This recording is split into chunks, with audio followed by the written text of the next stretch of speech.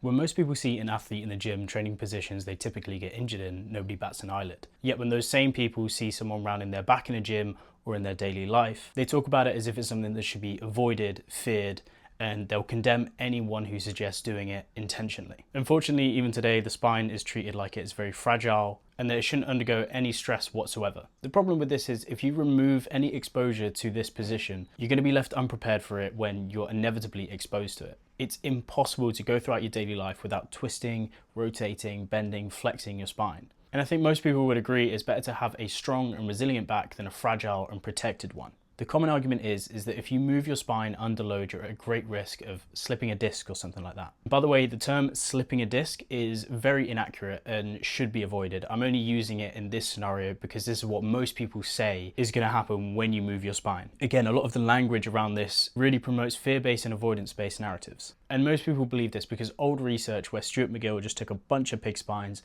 and treated them like a pair of skipping ropes found that under a certain amount of stress, the spinal discs would eventually prolapse. And there's similar studies in cadavers where they saw the same thing. However, you have living tissue that can support and adapt with your spine. It's also very common for people to talk about prolapsing a disc as an inherently bad or injurious thing, but it's actually quite common. There are plenty of people that have prolapsed discs on imaging but have no symptoms whatsoever. Instead of looking at it as an inevitable cause of pain, think about it like wrinkles as you age, because the older you get, the more likely you're going to find this on imaging. And it's not to say that you won't experience pain with a prolapsed disc. Many people do. This just goes to show that tissue changes or structural changes don't always lead to pain. And when it comes to rehab in these situations, it's often about gradually loading these structures over time. And the crazy thing is the worse your prolapsed disc is, the quicker it's going to heal.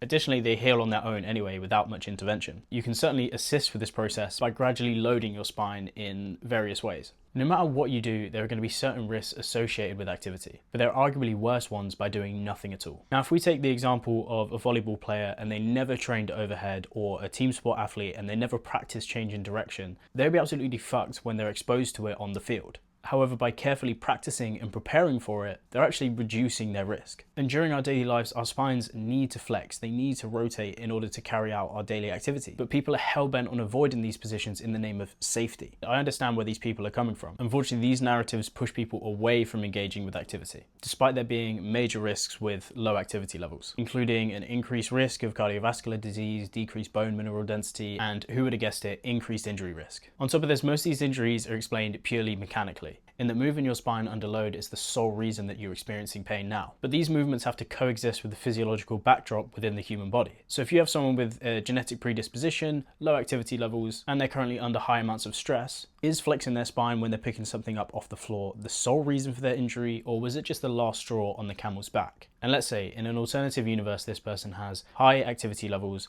low stress, and no genetic predisposition, would that result in the same outcome? And I know these are very simplified examples, but I'm just trying to highlight that there can be multiple sources for someone's risk of injury and pain. Narrowing it down just to one source can often do more harm than good, purely because of the narratives that are associated with it. So instead of setting rigid rules around how people should move, we can give people more options to reduce their injury risk. And it's worth noting, no matter how much you manage your risk, there is always going to be a possibility that you get injured. It's like most people get ill once a year. No matter how healthy you are, no matter how active you are, there's always going to be that chance that you catch a cold or get the flu. And if you spend your whole life as a hygiene freak, avoiding situations where you might be exposed to certain bacteria, your immune system is going to be left unprepared when you're exposed to them at some point. And this parallels this scenario here, in that if you avoid rounding your lower back for fear that it's going to injure you, you're never going to take time to practice those movements in a safe and efficient manner.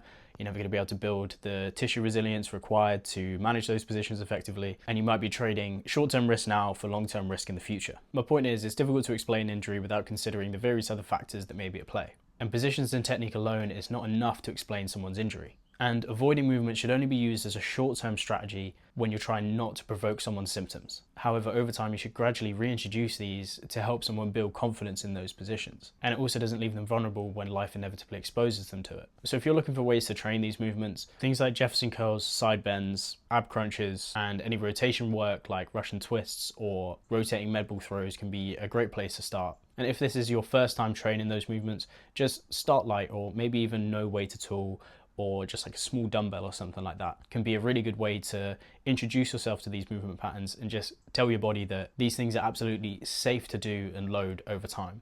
And the next time you're sat at the dinner table and one of your family members talks about not rounding your lower back because it's an increased risk for injury, now you know exactly what to say. And if you're looking to learn more about training and programming, the nerds over at YouTube recommend this video. They say you're going to enjoy it.